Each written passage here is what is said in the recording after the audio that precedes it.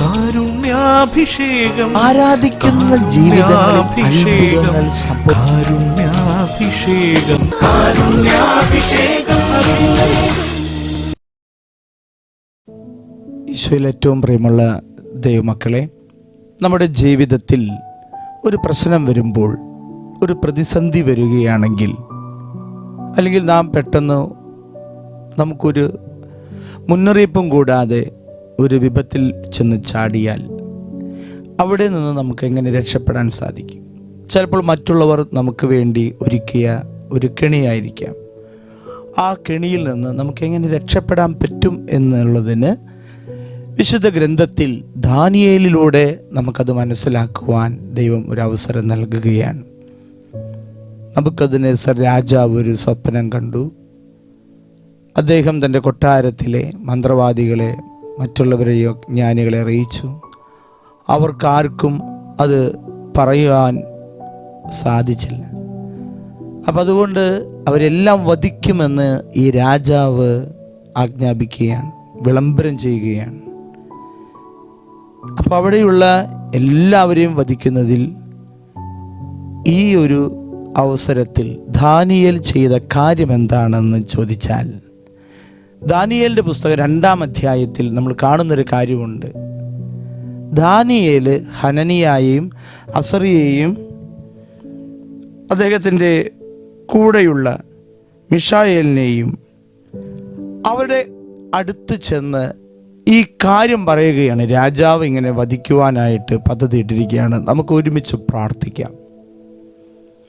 വലിയ പ്രശ്നങ്ങൾ വരുമ്പോൾ നമ്മുടെ കൂട്ടായ്മയിൽ നാം ആയിരിക്കണം എന്നുള്ളതാണ്.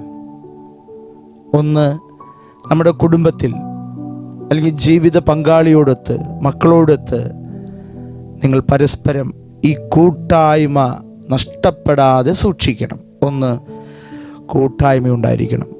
അത് നീ ജോലി ചെയ്യുന്ന സ്ഥലത്താണെങ്കിൽ കൂടെ ജോലി ചെയ്യുന്നവരായി കൂട്ടായ്മ, പഠിക്കുകയാണെങ്കിൽ പഠിക്കുന്ന കുട്ടികളോടൊത്ത് ഒരു കൂട്ടായ്മ, കുടുംബമാണെങ്കിൽ മാതാപിതാക്കളും മക്കളും തമ്മിൽ ഒരു കൂട്ടായ്മ ഉണ്ടായിരിക്കണം.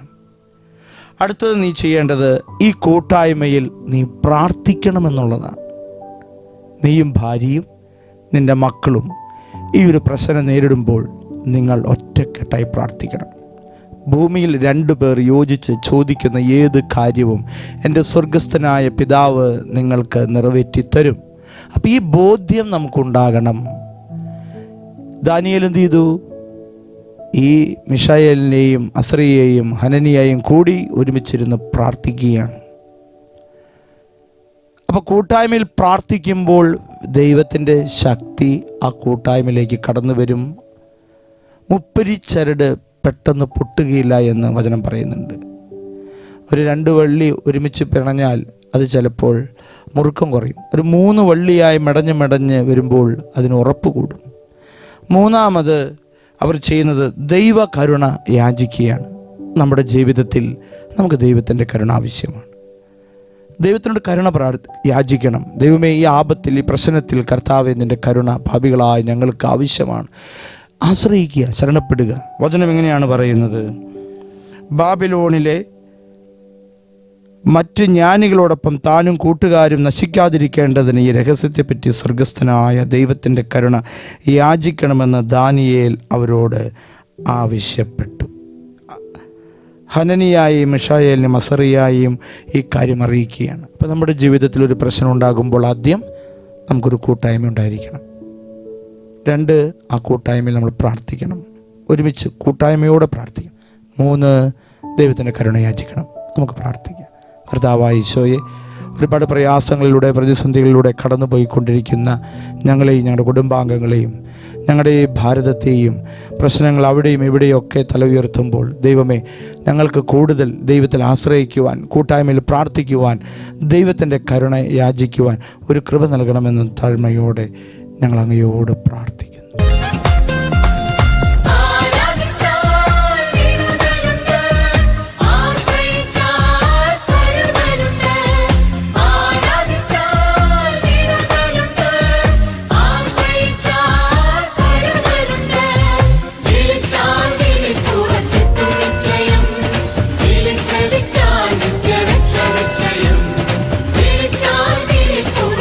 Niche